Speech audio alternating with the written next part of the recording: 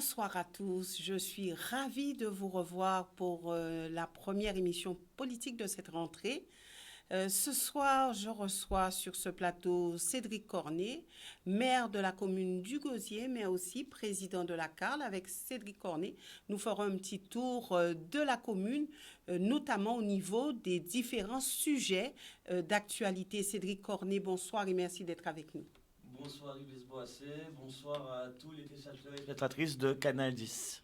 Cédric Cornet, donc vous êtes maintenant, on va dire, bien assis sur votre fauteuil de maire et de président de la CARL? Je continue toujours à travailler, je suis sur le terrain, je travaille énormément avec mon équipe, avec les administratifs de la ville du Gosier et de la Riviera du Levant. C'est vrai que on va pas dire que je suis bien assis puisque nous sommes encore en élaboration des deux organigrammes. On est en train de mutualiser les services et on est surtout en train de définir des feuilles de route en mettant des équipes d'attaque et de combat pour pouvoir répondre aux attentes de la population du Gosier, de Sainte-Anne, de Saint-François et de Désirade. D'accord, donc qu'appelez-vous équipe d'attaque et de combat? Aujourd'hui, on est vraiment sur... Bon, il y a des secteurs comme le développement économique, mais je reprendrai le président de la CCI qui dit qu'il ne peut pas y avoir de développement économique si l'eau n'est pas dans les robinets et si les déchets ne sont pas ramassés. Donc c'est vrai qu'on a fait un choix avec ma majorité, avec M. Pancrel, M. Tonton, Mme Sénévassin, la majorité de Saint-François, la majorité du Gosier. On a vraiment fait un choix de nous focaliser sur ces deux points majeurs qui sont l'eau et les déchets. Donc de vraiment mener un combat sanitaire pour la Riviera du Levant. Le maire de Sainte-Anne dans tout cela? Le maire de Sainte-Anne est un peu dans son opposition un peu stérile. Bon, à partir de là, quand on connaît un petit peu sa position, on l'écoute, on regarde, on essaie de faire des réunions de 4 maires. Mais malheureusement, je trouve que l'esprit communautaire a sa façon de faire et de penser. Si on le suivait, la CARL serait en danger comme elle l'a été les 5 premières années. Et c'est bien pour ça qu'on n'a pas voté pour lui lors de l'investiture de la CARL. Donc vous dites que jadis, il a participé à la mise en danger de la CARL? Mais oui, puisqu'aujourd'hui, si on a les problèmes de l'eau et des déchets, c'est qu'on récupère un passif. On récupère des personnes qui étaient responsabilités, qui ont échoué et à présent qui essaient de nous faire comprendre qu'ils sont plus blancs que blancs, plus héros que héros, alors qu'ils ont la mémoire courte. Moi, j'étais là 6 ans en opposition, je les ai vus échouer et je rappelle que quand même, c'est lui le seul maire qui est arrivé à passer parmi les 4 de la CARL. Et il y a peut-être une raison, c'est qu'au final, même limite, c'était vraiment juste. Et donc aujourd'hui, il y avait vraiment un avis d'échec de la population de Gosier, Sainte-Anne, Saint-François, Désirade sur les grands dossiers. Est-ce qu'on peut dire qu'aujourd'hui, vous vous faites plus d'ennemis que d'amis en politique? Non, mais moi je ne vois pas, je ne cherche pas, de toute manière on m'a toujours dit, hein, et même les plus grands hommes politiques disent, il n'y a pas d'amis en politique. Donc moi je ne cherche pas des amis, moi ce que je cherche c'est des alliés pour des projets. Des alliés pour pouvoir régler le problème de l'eau, des alliés pour régler le problème des déchets, notamment mon allié Jean Bardaille. Et vous voyez, je ne dis pas ami, c'est-à-dire que le CNGT et la CARL travaillent ensemble avec l'aide de la région Guadeloupe et des fonds européens pour pouvoir créer cette usine à janvier 2023 sur le sol du Moule à côté de Albioma et de Gardel pour pouvoir faire en sorte qu'on n'ait plus de problème de déchets, de valorisation des déchets sur le territoire de la CARL et de CNGT. Alors Cédric Cornet, parlons de sujet qui a fait déjà l'actualité, qui continue. Grand-Bay. Alors Grand-Bay, tout le monde connaît l'histoire de cet endroit. On sait bien que c'est un quartier sensible. On sait bien que plusieurs ont essayé de se frotter à ce dossier. Ils se sont ravisés. Alors aujourd'hui, que dites-vous concernant Grand-Bay? Alors, moi je vais essayer d'être pragmatique. 90% du territoire de Grand-Bay appartient à l'État. Donc c'est sous le couvert du sous-préfet de Pointe-à-Pitre. Aujourd'hui, je récupère encore, comme vous dites, peut-être que des gens ont essayé ou n'ont pas essayé. Alors on connaît l'histoire de Grand-Bay. Vous me parlez on connaît. Je ne pense pas qu'on connaît. Parce que beaucoup de gens disent, ah oui, mais c'est le maire du Gosier, Grand-Bay. Non, le maire du Gosier n'a aucun pouvoir d'urbanisme sur Grand-Bay. L'urbanisme de Grand-Bay appartient à l'État. Par contre, en tant que maire, j'aurais aimé récupérer le foncier de Grand-Bay. J'aurais aimé pouvoir régulariser la population de Grand-Bay. Et aujourd'hui, Grand-Bay est devenu un no man's land. Grand-Bay, tout est permis. Moi, on a 2 facteurs qui ont fait que j'ai dû faire le courrier. Même 3. Le premier, c'est que j'avais promis lors de ma campagne que ma position au Grand-Bay serait par rapport à la population. On a reçu la population à 3 reprises. Aux 3 reprises, ils nous ont dit on ne peut pas faire un projet structuré à Grand-Bay s'il y a la prostitution. Donc, monsieur le maire doit se positionner. C'est ce que la population dit. C'est les femmes et les hommes de Grand-Bay, en association, il y en a 2, qui m'ont demandé en direct, j'ai les enregistrements, j'ai tout. En gros, il faut bien comprendre que les gens qui sont malheureux pour Grand-Bay, ce n'est pas les gens de Grand-Bay. C'est les gens qui viennent de l'extérieur. Vous avez entendu souvent, il y a un Abraham dans ce Bertrand. Moi, je lui dis, Abraham, récupère-les en ce Bertrand. Parce que la population de Grand-Bay ne veut pas. Donc moi, je suis l'écho de ma population, des gens qui ont voté pour moi. Il faut bien qu'on soit clair. Donc ça, c'est le premier point. Donc aujourd'hui, la population me dit, monsieur le maire, on a voté pour vous, voilà ce qu'on veut. C'est ce que je leur ai... plus de prostitution à Grand-Bay. C'est ce que les femmes et les hommes de Grand-Bay m'ont demandé. Ça, c'est un premier point. Le deuxième point, on m'a dit clairement, monsieur le maire, on a besoin d'avoir un titre de propriété. On est là depuis 30 ans, 40 ans, 50 ans. On veut un titre de propriété. À ce moment-là, je ne peux pas leur donner puisque ça ne m'appartient pas. Ça n'appartient pas à la ville du Gosier. C'est un terrain d'État depuis 2015. Il s'appartenait à la CEMAG et comme rien n'a été fait, pareil par mes prédécesseurs sur Grand-Bay, après 2015, le terrain est revenu à l'État. Donc ils me disent, nous on veut ça. Donc moi, j'étais encore obligé de dire, moi maire de Gosier, je tiens ma parole, dans un processus de récupérer l'urbanisme de Gosier, je demande aussi qu'il n'y ait plus la prostitution pour qu'on puisse voir plus clair. Après, nous sommes en Covid-19. Oui. Il faut savoir que même lors du confinement, on n'avait pas beaucoup de cas. Mais les gens bravaient l'interdiction du confinement pour aller à Grand-Bay. Il faut le savoir. Et en plus de ça, nous sommes en période cyclonique. La seule zone où je peux aller en prison en tant que maire du Gosier en période cyclonique, c'est Grand-Bay. C'est la seule zone rouge que je suis au courant que c'est une zone rouge et que si il y a un seul mort à Grand-Bay, on peut porter plainte contre moi pénalement. Et je veux juste rappeler... Vous dites que c'est le territoire de l'État, donc c'est à l'État de s'en Oui, mais occuper. le problème, c'est que malgré le territoire de l'État, j'ai une fonction de police et de premier magistrat.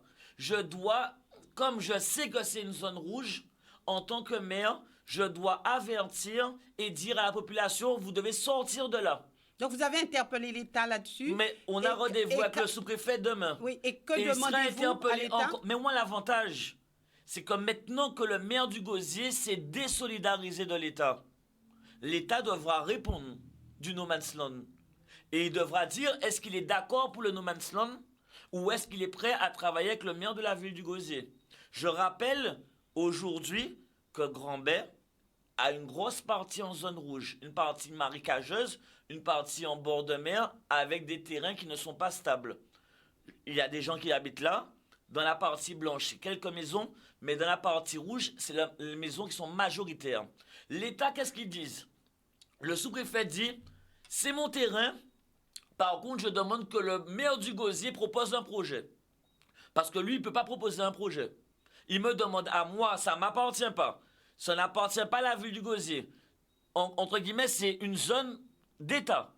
Il dit à la population qui habite là qu'ils ont permis. Parce que je rappelle que l'État a fermé les yeux.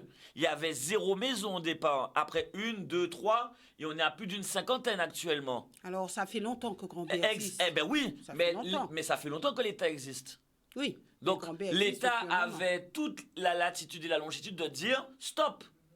de dire cette zone m'appartient, je ne suis pas d'accord. Alors, que demandez-vous, Cédric Cornet? Moi, ce que je demande, c'est que l'État prenne ses responsabilités et qu'on ait un message clair. Qu'il me dise, Grand B m'appartient, je m'en occupe et je suis responsable. Que si quelqu'un meurt à Grand B dans cette zone cyclonique, c'est l'État qui est responsable. Ou sinon, ils me disent, Monsieur Cornet, vous êtes maire de la ville du Gosier, l'urbanisme de Grand B, je vous le cède. Et à ce moment-là, je vous laisse travailler pour donner à Grand B une autre horizon. Alors, vous avez dit effectivement que vous avez un projet pour Grand B. Quel est ce projet? Alors, nous, on a voulu aider la population. Donc, on a recruté M. Jallet, qui est architecte. Mais lui, il est obligé de suivre les lois françaises. Il ne peut construire que sous la partie blanche et pas la partie rouge. Et moi, j'ai demandé de faire un deuxième plan avec la partie rouge. Parce que vous devez bien imaginer qu'un plan, rien qu'avec la partie blanche, c'est le feu à Grand B. Et je leur demande de voter entre le projet 1 et le projet 2. Oui, mais si la partie rouge est dangereuse, oui, mais je leur ai dit, à la population? Oui, mais le projet n'est pas pour la ville du Gosier. Le projet est pour l'État. Mais devine, pour quel projet, d'après vous, Grand B va voter? Pour le projet où il y a la partie rouge. C'est logique, puisque la majorité des habitants de Grand B sont en partie rouge. Donc, à partir de là, l'État va devoir expliquer aux gens de Grand B clairement qu'est-ce qu'il compte faire avec eux. Mais ce n'est pas le maire du Gosier qui est responsable des habitants de Grand B. En termes d'urbanisme, en termes de développement du territoire. C'est l'État. Alors, que faire pour Grand B? Alors, je le redis, je peux vous répondre seulement si l'État me dit clairement. Si l'État me dit c'est mon problème et je m'en occupe, eh ben je laisse l'État faire son travail. Et si c'est pas le cas? Eh ben si c'est pas le cas, à ce moment-là, je propose un projet. Il y a des manières de contourner. S'il s'agit de déloger la population de Grand B, moi je cherche faire pas. un projet immobilier, Moi, j'ai pas de grand projet touristique. Je n'ai pas de grand projet immobilier. Je veux juste permettre aux habitants de Grand B de vivre à Grand B comme je leur ai promis. Je n'ai pas cette volonté de déraciner les gens de chez eux. Mais même, je n'ai aucun pouvoir, c'est l'État. C'est l'État qui décide. Alors, récupérer Grand B, pourquoi faire? Faire un projet avec eux. Faire un projet à leur image. Moi, je leur ai promis que je ne prendrai aucune décision sans eux. Vous dites quand même non à la prostitution à Grand B? Bien sûr, puisque vous savez que c'est pour moi, je dirais plus, je dis non à l'esclavage humain. Je dis non à la traite des femmes et des hommes.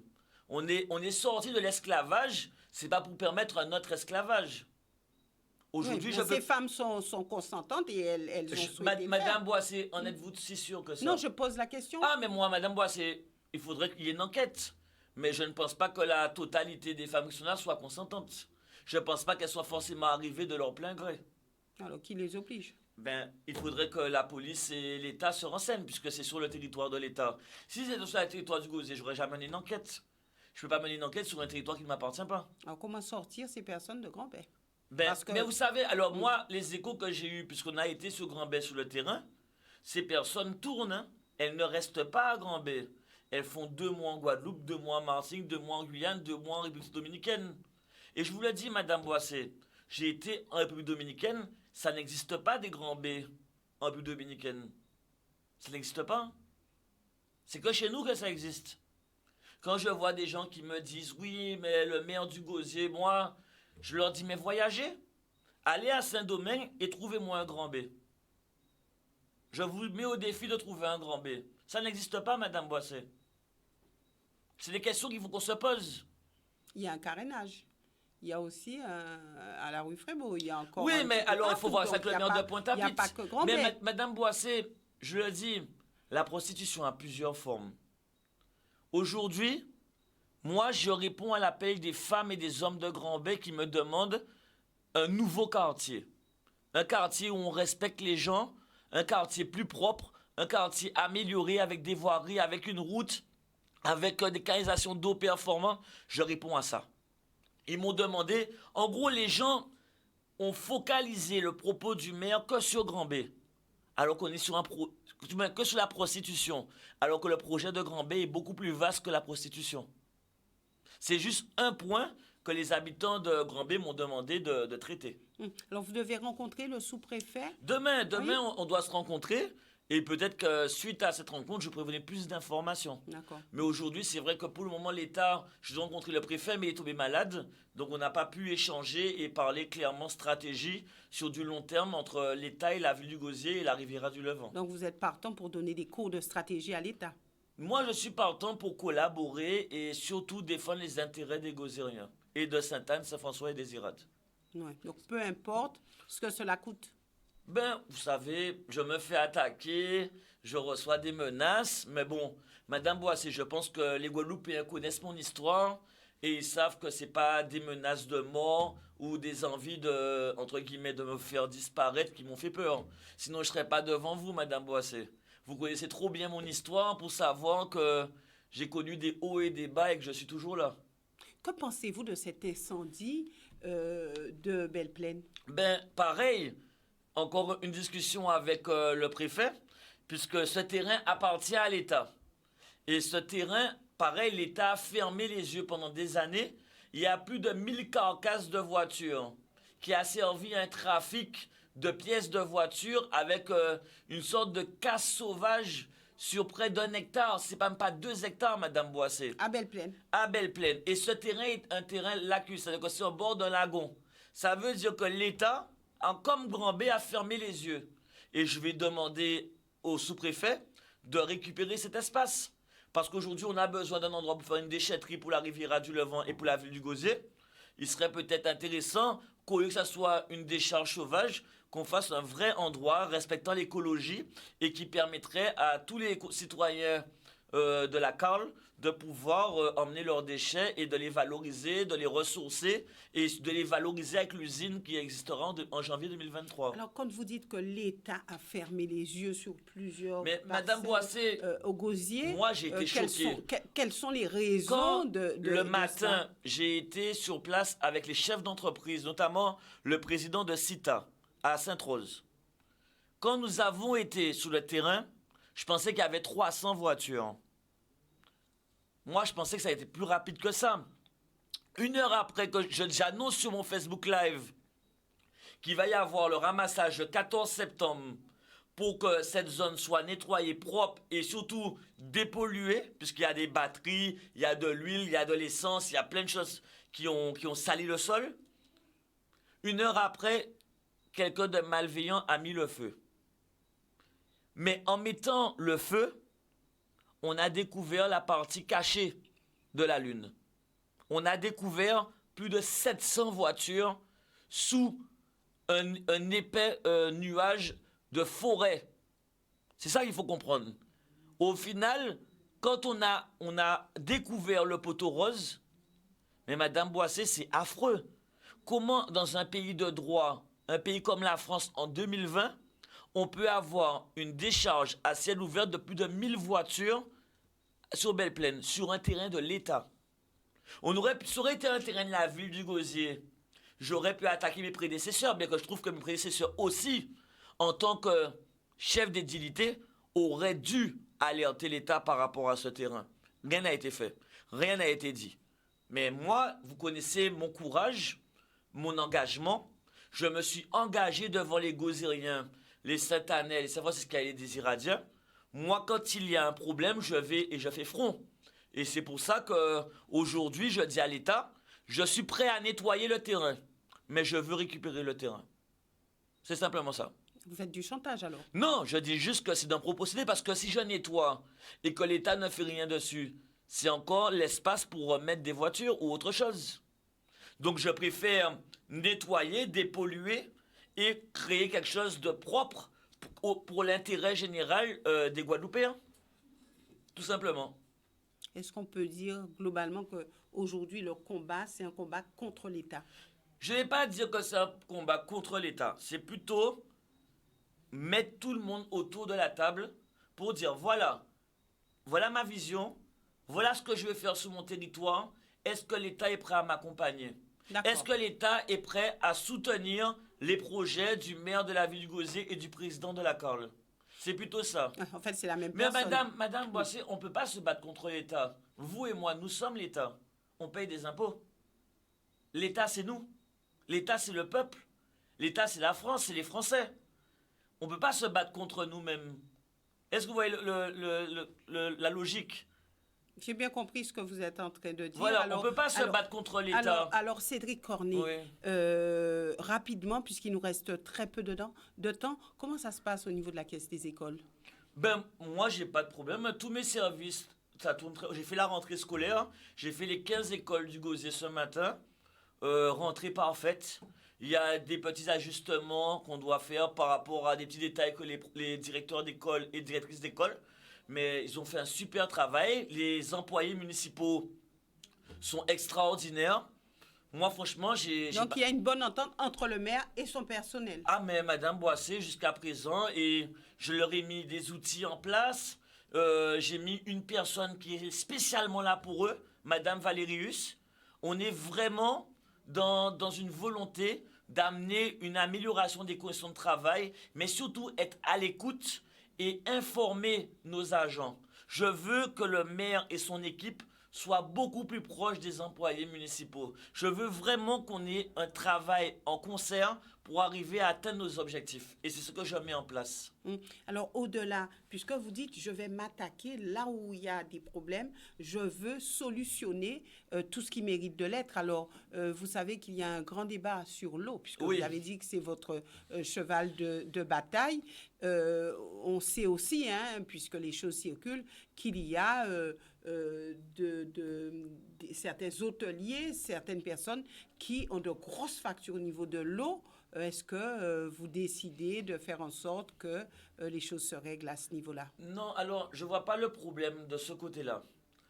Je ne vais pas taper sur des entreprises qui développent l'économie et l'emploi, sur le territoire de la Carle notamment. Moi, je considère qu'aujourd'hui, sur quoi je m'accentue, c'est sur la rentrée parlementaire. Sur la rentrée parlementaire, Madame Boissé, il faut que nos députés inscrivent l'inscription au SMO dans la loi organique pour dire que toutes les EPCI doivent rentrer dans cet SMO. À partir du moment où tout le monde rentre dans le SMO, il faut que tout le monde prenne ses responsabilités pour pouvoir dire on travaille de concert pour le problème de l'eau. Par contre, j'ai une Est-ce vision. qu'on peut dire que le SMO est en train de prendre de l'eau? Non, parce En faisant un jeu que, de parce mots. que la loi va automatiquement permettre cela. Donc c'est là qu'il va falloir surveiller la loi. Est-ce qu'elle passe? Les parlementaires l'ont promis. Si ça passe, ça solutionne pas mal de problèmes. Par contre, moi j'ai vu que le FIDEL, c'est les canalisations depuis Bel-Ocado qui appartiennent à la Carle jusqu'à Gosier, Saint-François, est en pleine réparation. Ça veut dire qu'on aura 3 fois plus d'eau qui part de Capesterre pour arriver jusqu'à Désirade. Là, on commence déjà à toucher quelque chose qui permet d'apporter un début de solution. Mais il faut savoir que ça peut péter d'autres canalisations. S'il y a 3 fois plus d'eau, les canalisations pourraient péter. Mais il faut être vigilant pour que depuis Capesterre déjà jusqu'à Gosier, et après surveiller les tuyaux jusqu'à Désirade pour pouvoir amener une vraie Donc, on continuité de l'eau. abandonne la dette des entreprises à ce niveau-là. C'est pas. Alors, je ne parle pas d'abandon. Je parle de priorité. Ma priorité, c'est que les gens aient de l'eau en quantité et en qualité dans leur robinet. Après, on parlera des facturations, puisque regardez, on ne peut même pas facturer le SIAG. Ils n'ont pas de guichet. C'est l'État, et l'État même on ne reçoit même pas pour payer l'eau. Aujourd'hui, on ne paye pas la facture d'eau au SIAG. L'État a tout bloqué. Donc, si nous voulons que l'eau paye l'eau, il faut que cette loi oblige cet SMO pour pouvoir créer un guichet et de pouvoir payer l'eau. Alors, vous avez l'impression quand même qu'on tourne en rond? Oui, mais Madame Boissé, malheureusement... Jadis, on a encore Madame on a aussi Boissé, tourné en rond. oui, Madame Boissé, moi j'arrive en tant que président de la CAL et la CAL a délégué son pouvoir au SIAG. Ça veut dire que moi, président de la CAL, je n'ai pas le pouvoir sur l'eau. C'est le président de la SIAG qui a mon pouvoir. Est-ce que vous comprenez la difficulté?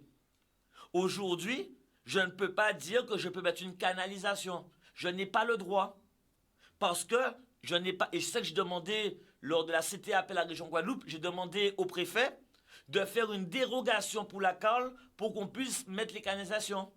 Qu'on est prêt à... Aujourd'hui, vous êtes quand même les pieds et les mains liés, alors. Parce qu'on n'a pas le pouvoir de l'eau.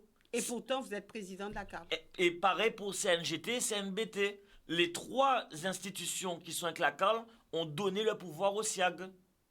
Et pourtant, moi, j'ai dit au Qui dirige le SIAG aujourd'hui? Ben, alors, il doit y avoir une nouvelle élection puisqu'on a déjà voté les membres, mais il faut voir si CNGT, CNBT ont fait aussi leur élection. Donc, qui dirige? Normalement, c'est M. Pioche, mais voilà. Qui dirige? Non, moi, je vous dis honnêtement, je ne comprends pas trop. Vous ne comprenez pas Mais trop. non, puisqu'on arrive dans un marasme où tout le monde a quitté le bateau. Donc, personne ne dirige? Pour moi, il n'y a pas de dirigeant du SIAG. Honnêtement, il n'y a pas de dirigeant. Le SIAG est un bateau ivre. Et je vous le dis... Sans capitaine? Sans capitaine, sans rien. Et aujourd'hui, je ne fais pas partie du SIAG. Hein. Le CNGT, puisque les nouvelles élections n'ont pas permis de... La personne ne se bat. Que peut-on comprendre dans cette situation? Mais tout simplement, Madame Boissé, c'est que tout le monde attend que le SIAG rentre dans le SMO. Et ils savent que normalement, pour septembre, dans ce mois-ci, ça va passer à l'Assemblée nationale. Donc, M. Pioche, il ne fait plus rien. M. Pioche, moi, j'ai été appelé par les employés du SIAG pour des tickets restaurants. Il n'est pas venu. Hein. C'est moi qui suis venu les rassurer pour leur ticket restaurant. Donc, en fait, vous êtes le président de Moi, je suis président. Moi, Madame Boissé, je suis Guadeloupéen. Des Guadeloupéens sont en difficulté. Ils m'appellent, je viens. Même quand j'étais à l'opposition, Madame Boissé, souvenez-vous, depuis qu'il y avait des problèmes, je me déplaçais. Pourtant, je n'étais pas maire, je n'étais pas président. Donc, une structure sans personne pour diriger. Mais c'est normal, Madame Boissé, puisque toutes les personnes qui composent le SIAC sont des perdants. Vous aurez retrouvé M. Pioche, M. Baptiste, que des perdants. C'est le bateau des perdants. Tous les gens qui composent le SIAC, c'est des perdants. Ils ont perdu le pouvoir de l'eau et ils ont perdu aux élections. Donc, pourquoi garder ce bateau? Mais parce qu'il faut que la loi dit que c'est le président du SIAG qui doit convoquer l'élection. Il n'y en a pas. Et vous avez compris? Donc aujourd'hui, je suis arrivé à un stade où j'attends les parlementaires. Ils me l'ont promis lors de la fête du gosier. Monsieur Mathiazin, Madame Bénin et Monsieur Servat m'ont promis que la loi passera. À partir de là, il faudra hacher et trancher. C'est quand même très inquiétant. Mais pour la Guadeloupe Madame Boissé, et pour les Guadeloupéens. Madame Boissé, j'hérite de ce problème. Il faut bien qu'on comprenne. Ça ne fait qu'un mois et demi que je suis là, Madame Boissé. Ce n'est pas moi qui ai créé ce système. C'est pas moi qui ai donné le pouvoir de la CARL au SIAG. Ce n'est pas moi qui ai placé ces gens. C'est pas moi qui ai détourné l'argent. C'est pas moi qui ai fait des contrats frauduleux avec des grosses entreprises de l'eau. Moi, je viens d'arriver, Madame Boissé. Et j'essaye de démêler chaque nœud de toute cette mafia qui a été en place et qui est toujours en place. Il faut qu'on se parle clairement. Aujourd'hui, il n'y a pas que pour Grand B qu'on veut me tuer. Pour l'eau aussi, on veut me tuer, Madame Boissé. Parce que Cornet pose trop de questions. Cornet veut mettre son nez là où il ne devrait pas mettre son nez. Qui est-ce qui a provoqué la première réunion de l'eau au Palais des Sports du Gosier? C'est Cédric Cornet. Pourquoi? C'est parce que personne ne voulait. Et après, il a fallu que les agents du SIAG disent on va tout bloquer, on va tout arrêter. Pour qu'après... En tout cas, aujourd'hui, vous avez bien conscience que c'est une réelle difficulté. Mais Madame Boissé, je le redis, problème de l'eau. Moi, j'ai compris qu'il y a des gens qui ont des intérêts. Il y a des gens que ça ne les arrange pas qu'on ait le problème de l'eau. Qui, par exemple? Madame Boissé, les gens de la télévision, de Canal 10, ils verront qui bloque les négociations. Ça, c'est un premier point. Le deuxième point, tout le monde sait qu'il faudra une loi organique pour faire en sorte que toutes les EPCI travaillent pour le problème de l'eau. Tout le monde le sait. À présent, faisons-le. Et entre-temps, que fait Cédric Cornet? Cédric Cornet, il s'occupe des déchets de sa population. Et de Grand B. Et de Grand B, de Sainte-Anne, de Saint-François et de Désirade. Merci Cédric Cornet d'être venu sur ce plateau pour cette première émission de rentrée. Demain, nous irons du côté de la ville de Pointe-à-Pitre avec le maire Harry Durimel. Donc ne ratez pas ce rendez-vous politique. Excellente soirée à tous.